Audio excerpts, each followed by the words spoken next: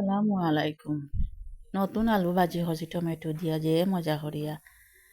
তেও আমি বুয়াই দিলাম একটা লোয়ারি চুলা দিলাইলাম পরিমাণ মতো তেল লাল দিলাইলাম বেশ করে একটু খাটা পেঁয়াজ লগে দিলাইলাম নুন এরপরে দিলাইম একটু সামান্য হলুদের গুঁড়া। আসলে নতুন আলু দিয়ে এই ভাজিটা খাইতে কিন্তু খুবই মজা লাগে।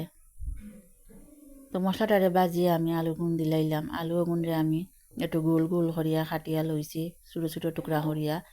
তো আমি আসলে এই বাজিটারে কই সিঙ্গারা স্টাইলের বাজি। আসলে সিঙ্গারার ভিতরে যে বাজিটা থাকে বাজিটার আলু কিন্তু ওরকম গোল গোল থাকে। আর লগে দিলাম কয়টা কাঁচামরিচ আর আস্তে একটা টমেটো। তো টমেটো আমার হেজি গেছে, এখন একটা চামচ দিয়ে আমি গুতাইয়া ভাঙ্গিলাম টমেটো গুণ। আর টমেটো দিয়ে বাজিটা খাইতে কিন্তু খুবই অসাধারণ ভালো লাগে, খাইতে মজা লাগে। আপনারাও একবার রান্ধিয়া খাইবা। আসলে আমি মিছা না, দেখবা আপনারা রান্ধিয়া খাইতে গেলেন মজা লাগে। তো কত সময় আমি লাড়াচাড়া করে ডাকনা দিয়ে ডাকিয়া দিলাম, এরপরে আবার একটু লাড়াচাড়া করলাম।